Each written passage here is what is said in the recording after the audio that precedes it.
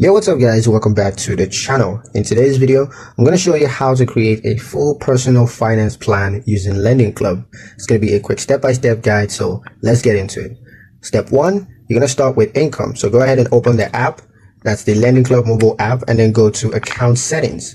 And now you're going to set up direct deposit so that all paychecks flow into your Lendingclub checking account. Step 2 is to set up budgeting. Tap insights and then create categories for housing, food, savings, debt, and extra. Enter planned amounts so that every dollar is assigned a row. Next step is to automate savings. Now from transfer money, you're going to schedule a recurring move from checking to savings on paydays. Label these accounts as for goals like emergency funds or travel.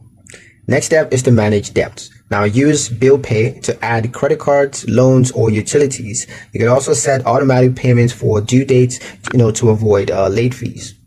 Next step and final one is to track progress monthly. You can open the Insights tab to review your spending patterns and adjust your plan.